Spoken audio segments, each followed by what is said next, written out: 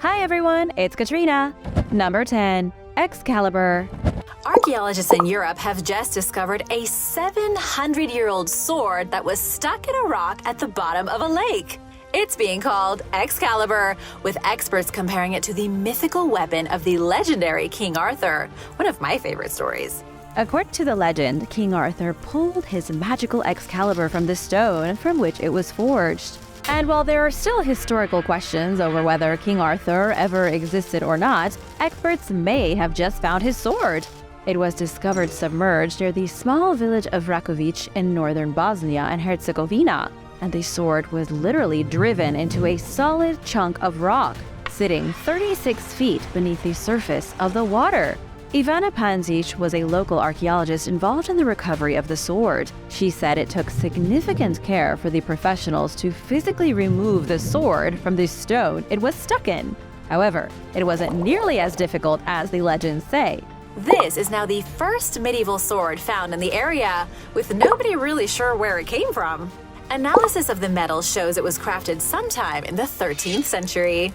That was at a time when the nearby medieval village was built around a mighty castle where Bosnian rulers lived. The castle is now ruined, though, because it was destroyed in 1777. The sword may have had something to do with the nobility who lived in the area. It could have even been part of an ancient battle. And there is also the very slim possibility that it did indeed belong to King Arthur himself.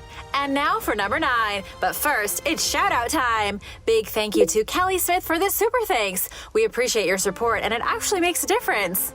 If you are new here, be sure to subscribe and join us. You won't regret it. Number 9. The Spear of Longinus. The Spear of Longinus was the weapon used to stab none other than Jesus Christ himself. The ancient Christian artifact is also called the Holy Lance, and it's about as real as the Holy Grail. Nobody knows for certain if this spear ever existed, or where it is now. According to the Bible, specifically the Gospel of John, the Spear of Longinus stabbed Jesus Christ in the side while he was being crucified. He was prodded with the weapon like somebody might probe a piece of meat on the grill to see if it's done. The Gospel of John says Jesus was stabbed with a spear so that the guards could make sure he was already dead before they took down his body. The spear was named after Longinus, the Roman soldier who carried out the stabbing. What's really interesting is that even though most Christians recognize the name Longinus, he was never mentioned in the Bible itself. He was only named in the Gospel of Nicodemus, one of the forbidden books of the Bible authored around the 4th century AD. Nobody knows if the name was real or made up by whoever wrote the text. Assuming the spear was a real weapon, what happened to it? The Roman Catholic Church says the Spear of Longinus is in St. Peter's Basilica in the Vatican. There is a relic here that was supposedly taken from Jerusalem in the 5th century AD. But do you truly believe that the Vatican has the Spear of Longinus? Let us all know in the comments. Number 8. Hama Yumi. The Hama Yumi is a sacred Japanese bow that's believed to have the power to banish evil. It was a real weapon used for centuries, and maybe even one of the oldest weapons in the Japanese arsenal. Ancient depictions of Emperor Jimmu show him wielding a similar-looking bow, suggesting its originals could be almost 3,000 years old. Jimmu was the first emperor of Japan, and he ascended to the throne in 660 BC. According to Japanese myth, Emperor Jimmu was the physical human descendant of the sun goddess Amaterasu. For the centuries to come after his death, the emperors of Japan believed themselves to have the blood of gods pumping through their veins. The sacred bow comes to us from a different legend, though. An imperial palace was once taken over by a demon. The emperor in this particular story became sick because of the demon's foul magic. Priests failed to banish the demon from the castle, so everyone was at a loss. But then, a skilled archer by the name Minamoto no Yorimasa showed up to the palace and vanquished the demon using his bow and arrow. The bow was called Hama Yumi, or evil-destroying bow. Ever since, the Hama Yumi has been a major part of Buddhist and Shinto rituals. It's believed that even just pulling on the bowstring has the power to frighten evil spirits and ghosts. These were popular weapons throughout feudal Japan to defend shrines and temples from any evil entities. They were largely decorative, but could still be used in real combat. Number 7. The Sword of Saint Michael. Archangel Michael is one of the most popular characters in every version of the Bible. Michael is the protector of heaven, soldier of God, and guardian of the church. Different stories have Michael doing different holy things, but he's almost always the angel who helps God defeat Lucifer. He's not only honored in Christianity, but also in Judaism and Islam. Archangel Michael is the patron saint of soldiers, spiritual warfare, and those that are dying. Now let's take a look at the legendary Sword of Saint Michael. It isn't a real weapon, but an imaginary line that stretches from Ireland to Israel. The line traces a series of shrines, all named after Michael. According to legend, this sacred line, or invisible sword, was used to defeat Satan. The line stretches from Ireland through France, Italy, and Greece, and finally ends in Israel at the Stella Maris Monastery. There are approximately 7 sanctuaries found along the line of St. Michael's sword. It's amazing because none of these sanctuaries were constructed at the same time or by the same people, yet they form a perfectly straight line between Ireland and Israel. Many biblical experts believe the straight line is meant to be a warning to all Christians that they need to walk the straight path. The line is also supposed to represent the final blow that Michael gave to the devil when he sent him to hell. Number 6. The Charis.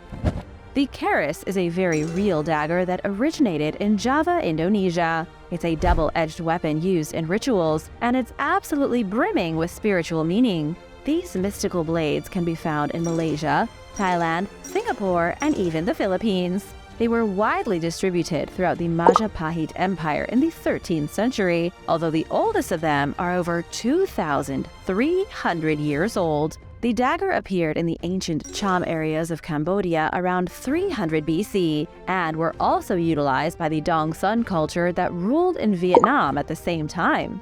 The Charis dagger wasn't made using traditional blacksmith techniques. It could only be forged from the purest iron by a master craftsman. But the dagger involved a little more than just pounding iron with a big hammer. There was a complex ritual involved that was supposed to bind the dagger with the spirit world, imbuing it with magical power. Not all of these blades look the same. After all, these sacred knives have been crafted for thousands of years, meaning they've come in a lot of different forms. In Indonesian folktales, blades can possess either good or bad luck. Some were forged for magical purposes, while others were made strictly to invoke the power of the spirits. It was even believed that the blade needed to be fed spirit energy each month, or it would lose its power. Number 5. David's Sling. For 40 days, Goliath the Philistine challenged the Israelis, but nobody dared to fight him because he was, according to the Bible, an actual giant. It wasn't until little David appeared with his measly slingshot that Goliath was finally stopped. Even though Goliath stood much taller than David, the young man's bravery and faith in God allowed him to kill the giant with a single stone to the forehead. But how real is this tale? The historical accuracy is a source of hot debate for biblical scholars. However, scientists say there is no doubt that David could have easily killed Goliath by hitting him in the right place. Assuming Goliath was a real man of exceptional height, and David was using an ordinary sling, physics worked in David's favor. A sling with 2 straps, made taut by swinging it around in a circle to accumulate kinetic energy, could have released the stone at a rapid speed. Scientists have estimated the sling hurled the stone at roughly 62 miles per hour. It could have killed someone from as far as 600 feet away.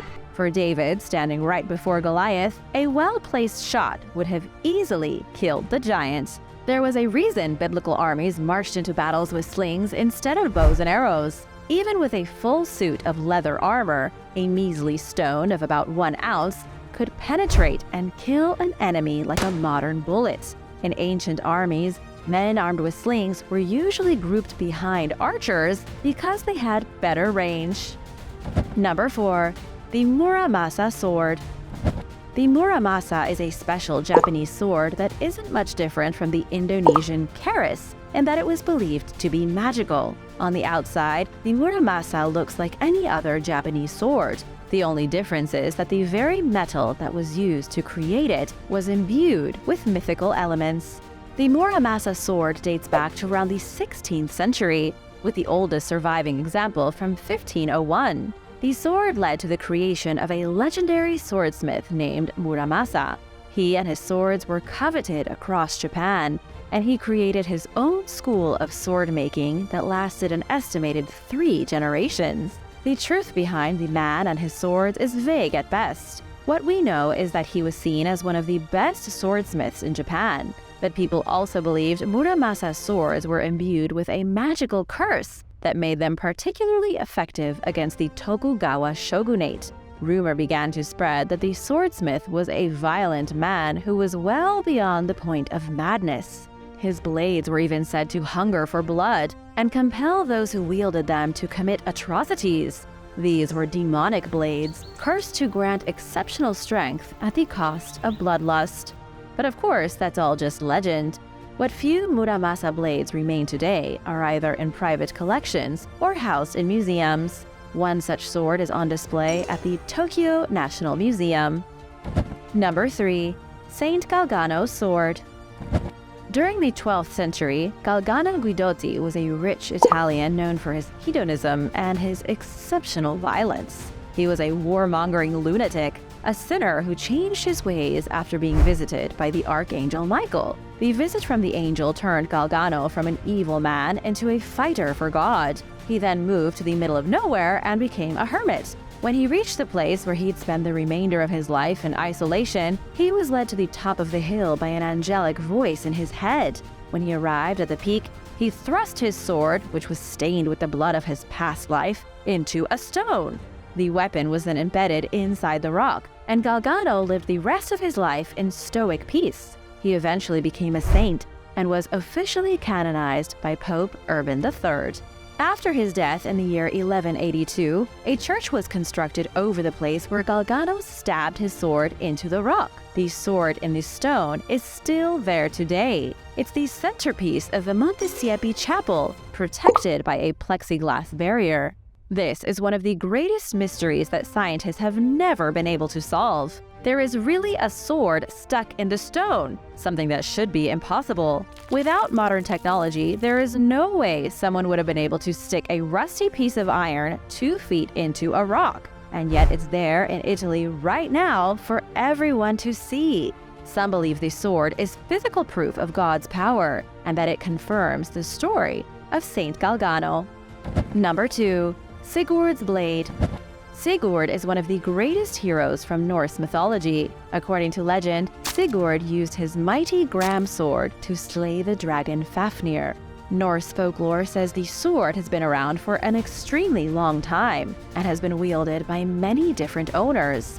The sword was once handled by Hildebrand and by Sigurd's father Sigmund as well. The sword first appeared in the Volsunga saga of the 13th century. Sigmund received the mighty weapon from Odin himself, who thrust the sword into a tree that magically sprouted from the floor of the mead hall. Odin said that any man who could retrieve the sword from the tree could keep it as a gift. Every single man in the hall failed, but then Sigmund retrieved it as if taking a blade from a hot stick of butter. It's basically the same story of King Arthur retrieving the sword of Excalibur. The difference is that the sword was passed on to Sigmund's son, Sigurd, who went on to slay a dragon. But after Sigurd's death, there is no mention of this sword anywhere. It may have been nothing more than a weapon in a story, but it could have also been a real sword. It wasn't that unusual for Vikings to pass powerful weapons down from father to son. There may have been one particularly deadly sword passed on through generations,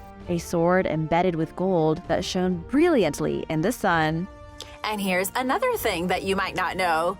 Sigurd was believed to be a real person who lived during the 9th century AD at the peak of the Viking Age. He very well may have received the Gram sword from his father, then lost the weapon after his death. But it's still up for debate whether he really did fight the dragon. Number 1. The Flaming Sword. The Flaming Sword is a supernatural weapon that's talked about in the Bible. The Holy Book says a flaming sword was entrusted to a cherub, one of God's angelic attendants. With the flaming sword in hand, the cherub was ordered to guard the gates of paradise. This was after Adam and Eve were banished from the Garden of Eden. Biblical scholars have interpreted the sword as being a real weapon, a bolt of lightning, or nothing but a metaphor. Some have even said the sword's weird description, flame of the whirling sword, relates to a chariot wheel rigged with blades. The Eastern Orthodox Church believes that after Jesus was crucified, the flaming sword was taken from the Garden of Eden so that no more humans could enter paradise. In the Jewish Kabbalah, the flaming sword is a representation of order itself. In the Gnostic religion, it's predicted that during the end of days, great kings will wield flaming swords. Thanks for watching! Which of these mythical weapons would you like to get your hands on the most? Let us all know in the comments below, and be sure to subscribe if you haven't already. See you next time. Bye!